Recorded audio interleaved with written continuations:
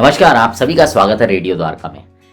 आपसे निवेदन करूंगा कि आज का कार्यक्रम उन लोगों तक जरूर पहुंचाइएगा जो कि बेचारे थोड़े से निर्मल हृदय के लोग हैं, जो आसानी से लोगों की बातों में आ जाते हैं, या अगर आप स्वयं भी ऐसे हैं तो इसको पूरे ध्यान से सुनिएगा।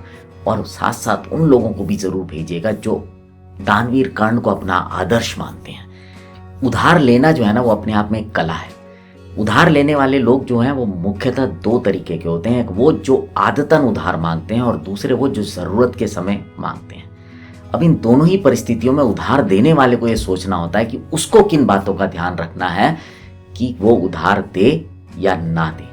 तो आज का जो ये कार्यक्रम है वो इसी विषय पे है। मैं आपको बताता हूँ ऐसी 7 चीज़ें जो आपको ध्यान रखनी चाहिए किसी भी व्यक्ति को उधार देने से पहले। और साथ में ये भी बता देता हूँ कि ज़रूरी नहीं है कि इन 7 के बाद भी आप किसी को उधार दें तो आपका पैसा वापस मिल जाए, बट हाँ, जितनी सावधानी रखेंगे उतना ही अच्छा है। तो बात करते हैं अब सबसे पहले चीज़ की। सबसे पहले तो आपको ये ध्यान रखना है कि जो आप पैसा किसी को उधार देने वाले हैं वो आप अपनी सेविंग से, यानी कि अपनी बचत से ना हो, और ना ही वो आपके इमरजेंसी फंड से हो। ये ध्यान रखना बहुत ज़रूरी है, नहीं तो आप स्वयं संकट में आ जाएंगे।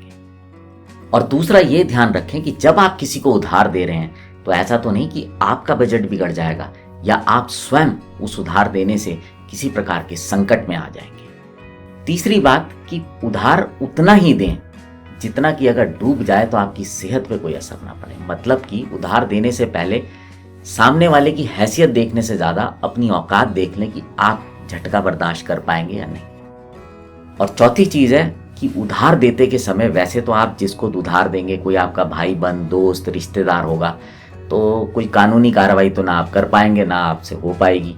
तो इसलिए फिर भी थोड़ा सा सावधानी रखें कि हो सके तो उसको डिजिटल रूप में उस पैसे को उधार दें, ताकि कम से कम आपको पैसा नहीं मिलेगा तो ये तसल्ली तो होगी कि रिश्तेदारों दोस्तों को बता पाओगे कि भाई मैंने पैसा दिया था, मिला नहीं। पांचवी जो इंपॉर्टेंट चीज़ है वो ये है कि उधार देते समय भावनाओं में आके उधार मत दें कि अरे भैया, बहुत बह जाते हैं ना कई बार हम भावनाओं में बहकर उधार ना दें। क्योंकि अगर आप ऐसा करेंगे तो हो सकता है कि आप अपने ही जरूरत के पैसे को किसी व्यक्ति को दे दें और फिर जब नहीं मिलेगा तो फिर आप बहुत परेशान होंगे और आपको हो सकता है किसी और से उधार लेना पड़ जाए। और छठा पॉइंट, ये बहुत इंपॉर्टेंट है, ये समझ लें कि जिस व्यक्ति को आप उधार दे रहे हैं क्या उसकी ये क्षमता है कि वो आपको उधार दिया हुआ पैसा वापस कर पाएगा। अगर आपको लगता है कि वह व्यक्ति उधार दिया हुआ पैसा वापस ना कर पाएगा तो आप समझ लीजिए कि आप ना कहना सीखें। अगर आप नहीं कहना नहीं जानते तो फिर आप मान लीजिए कि आप ऐसे ही उधार देते रहेंगे और आपके पैसे डूबते रहेंगे, लोग ऐश करेंगे और आप टेंशन में रहेंगे। और 7वां पॉइंट, मैं फिर कह रहा हूँ ये 7वां पॉइंट है लेकिन ये आखिरी नहीं है, इसके अलावा और भी बहुत सारी चीज़ें हो सकती हैं, लेकिन 7वां पॉइंट ये है कि जब भी आप किसी दोस्त को, किसी रिश्तेदार को उधार देते हैं ना, तो एक बात का विशेष ध्यान रखें कि बहुत स्पष्टता से बात करें कि भैया पैसे ले रहे हो, दोगे तो कब दोगे, नहीं दोगे तो पहले बता दो, ताकि आप उतनी ही तसल्ली से जो है उसको समझ पाएं। क्योंकि अगर आपने पहले उसकी जो स्थिति है उसको नहीं भांपा या आपको लगा कि भैया दे देता हूँ, अब बहुत नज़दीक का रिश्तेदार है, बहुत गहरा दोस्त है, तो आप बस ये चीज़ों का ध्यान रखें कि ऐसा ना हो कि स्पष्टता की कमी के कारण वो संबंध जो है आने वाले समय में खराब हो जाए। क्योंकि अक्सर जो उधार लिया जाता है वो आपसी संबंधों में छोटा मोटा पैसा जो है वो चलता रहता है हमेशा उधारी में।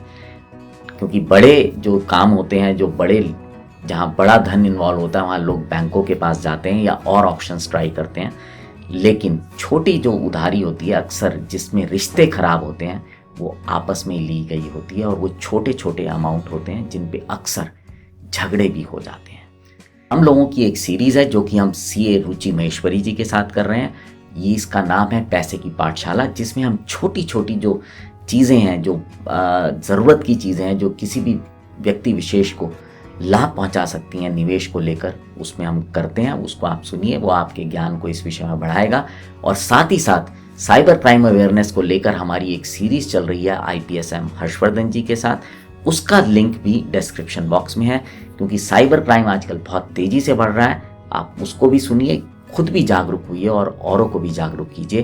क्योंकि जागरूकता एक ऐसी चीज़ है जिससे आप स्वयं भी अपना बचाव कर सकते हैं और साथ ही साथ अपनों को भी बचा सकते हैं। अब आपसे विदा लेते हैं, जुड़े रहें रेडियो द्वारका के साथ। नमस्कार।